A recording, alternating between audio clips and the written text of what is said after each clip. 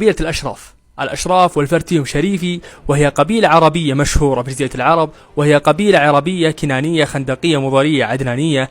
والأشراف هو لقب يطلق على الذين يعود نسبهم إلى النبي صلى الله عليه وسلم، وهم الذين حرمت عليهم الصدقات.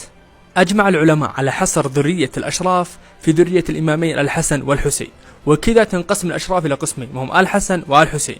والحسن هم الهواشم أو الهواشم الأمراء أو الهواشم القتادات أو القتاديون، والهواشم السليمانيون والموسويون، وآل قتادة هم أبناء عمومة السليمانيون.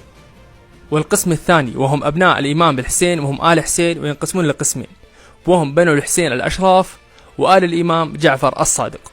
الأشراف يعودون إلى قبيلة قريش من فرع بني هاشم، من فرع العلويين، من فرع نسل الإمامين الحسن والحسين. أماكن تواجدهم حاليا يتواجدون في مكة في غرب السعودية، كذلك هاجرت منهم عوائل في جميع أنحاء جزيرة العرب، وكذلك في جميع أنحاء الدول العربية، يعني في كل دولة عربية توجد شريفي.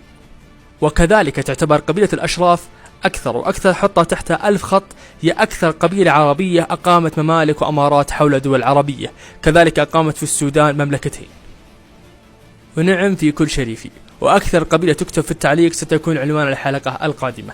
لايك وفولو ورابط الأصفر موجود، وأي استفسار أو شيء أنا موجود تحت أمركم، فما لله.